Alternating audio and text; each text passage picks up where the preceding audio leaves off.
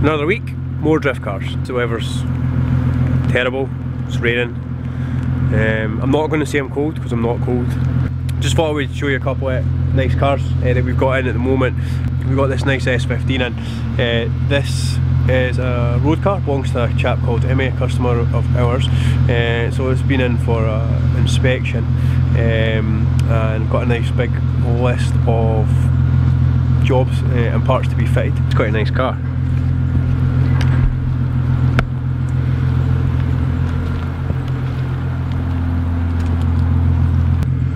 So just more so just to prove that it's not just BMWs that we do a lot of Jap cars as well. Just obviously do a lot of BMs. So yeah, the other car in question is this pretty nice S14. This is actually quite a clean car. Sean brought this in, it was actually in the garage vlog last week I think. Amjad had it in because he was trying to find what the customer suspected was a top end rattle, but it turns out it's an exhaust blow. I'm just going to fix the exhaust blow along with various other things. I know that S14A is I think more popular for the style, but I really prefer the front end on these. It's got that Mondeo feel. Let's go in the garage, see what's going on. I think Kenny's skiving. What are you doing? Oh, what's happening? What's the skiving, mate? You're skiving! Just checking our wonderful cars for sale. What's this on like? On the YouTube? On the YouTube. Look, it's like YouTube on the YouTube on the YouTube on YouTube. It's an everlasting look. Oh, if you're not subscribed, subscribe. There's lots of videos. Go and let me show the videos. I don't want to look at Craig's face. Hi Craig. Yeah, if you want to buy this car, you can buy it. 2200 quid. It's got all the things you need. It's good to go. There's the spec. Craig. Yeah, it doesn't come with Craig. 2.5 will come with Craig. Oh, look at that. A couple of nights worth of. Oh, no. Loads of content.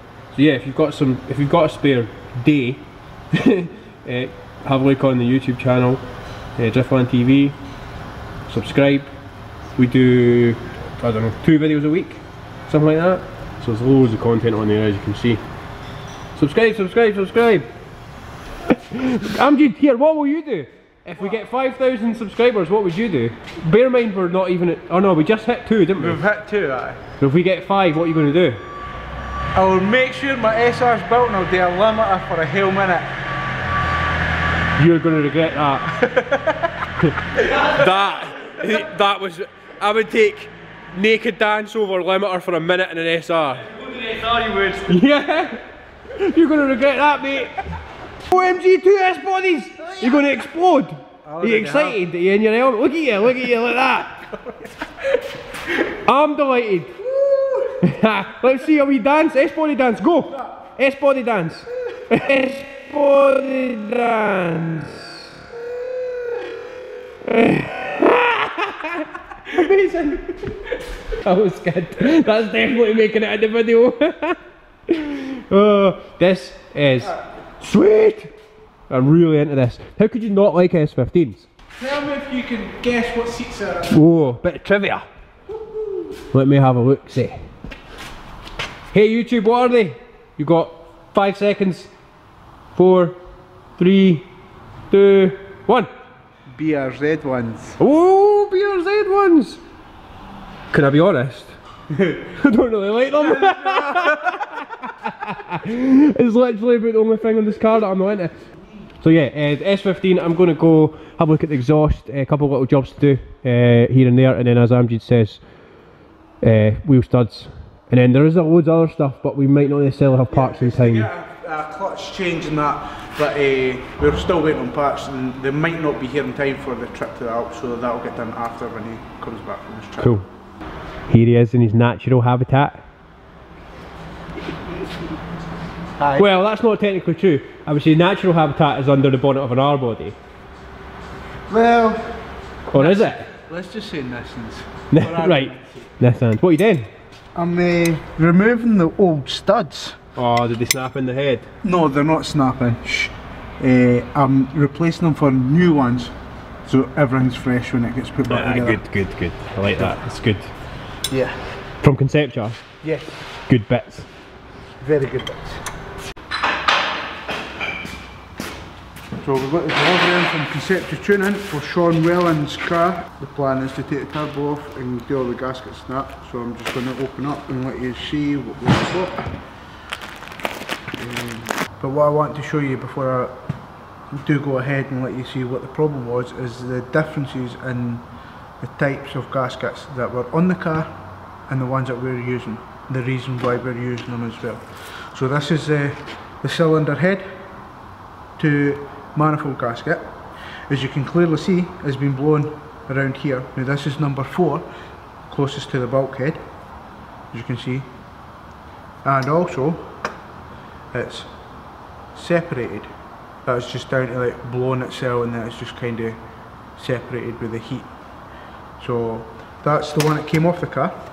Now this is the one that we're using. Multi-layered steel gasket, nice and sturdy. Onto the turbo elbow. Now this is the one that came off the car. You can see where it's suited up. It's been blown from there as well. And the thickness of that gasket is literally paper thin. Now that is actual metal. In my opinion, it's not doing much unless your mating faces are true, which in this case they aren't.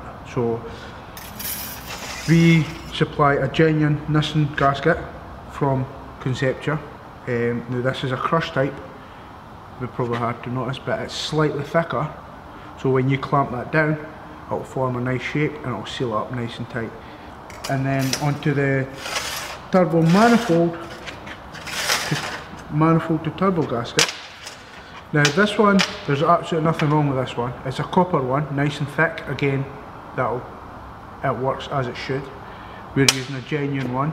It makes sense to replace the gaskets and studs and that when we're in that deep anyway. It's also good practice to replace the locking tabs along with these little nice nuts. They're self-locking, so they grab onto the stud so they don't come undone. Also I'll be fitting new studs to the head, so hopefully that should keep everything nice and tight, stop them from all coming undone and then blowing another gasket. Now to the actual problem that caused the manifold gasket to blow. So this face should be nice and flat, true for it to seal. If I put a steel rule in there, it's nice and flat on number 1, 2 and 3, but as it gets over to number 4 there's a massive gap there. So that's your problem there right away. The manifold is warped. And also, this is an interesting bit. If you look in there, now I'm going to bring this in closer. If you look in there, now that's been repaired before and it's full of like weld. That is no good at all. In my opinion, that's really bad. That could cause damage. Basically the whole collector in there is not good at all. And also, as you can see, it's all been repaired around there previously. In order for me to clean that back, re-weld it, clean that collector and re-skim the flange, personally the cost of a new manifold will be cheaper, so we'll give the customer that option to see what he wants to do, whether if he wants us to spend the time on this or just get another one.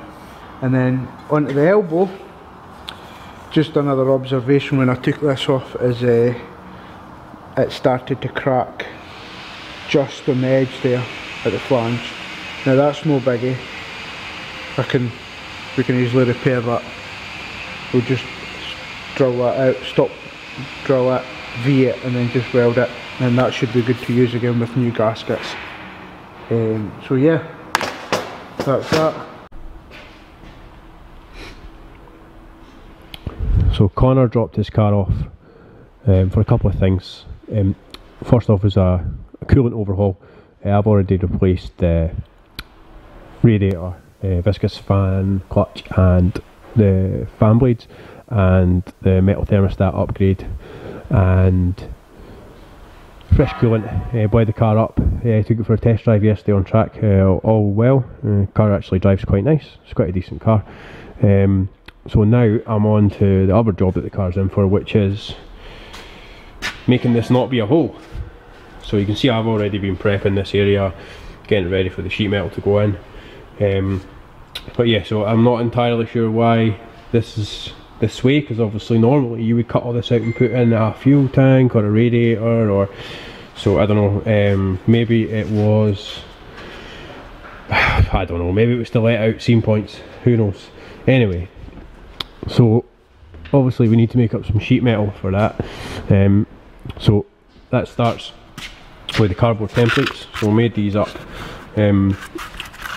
like so, left and right obviously, and then once I've got this template fitting pretty good, we then make them out of steel. These welding rods here, I use these to get the shape of the curve around the wheel arch. You just sort of bend them up, gives you a bit of a guide, trace that onto the cardboard, get the cardboard fitting nice and good, and then once you've done that,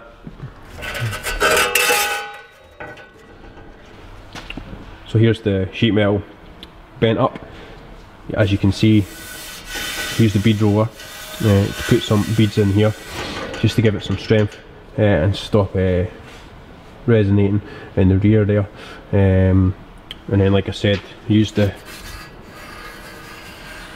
welding rod to trace the curve here, and then bent all this up, and then the fold in here. So yeah, just going to get that one fitted and get the other side done. So I've actually got one of them sitting pretty good at the moment. I'll let you have a look at that. So that's pretty much ready to weld in. You'll see why these bolts are here later. But yeah, so I'm going to get the welder out, start welding that up. So this guy's been running pretty much non-stop for a few hours, but I'm done with the welding. Yes, shout out to Artec, great machines, love this MIG, really good range of adjustment, new welding helmet too. Woo! Anyway, so corners boot floor, all the welding's finished, all the fabrication's finished, so you can see I've welded in the metal panels in the corners.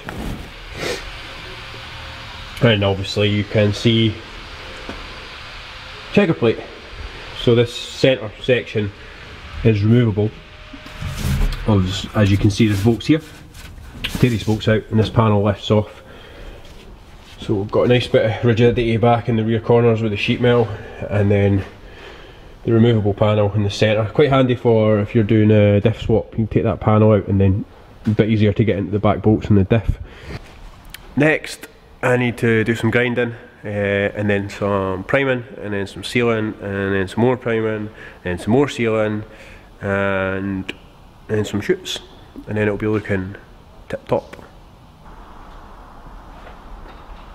So stone chip's all done. Still pretty wet because it's just went on. That's 3 coats, so that'll protect all the new metal. And then we've got the inside painted as well.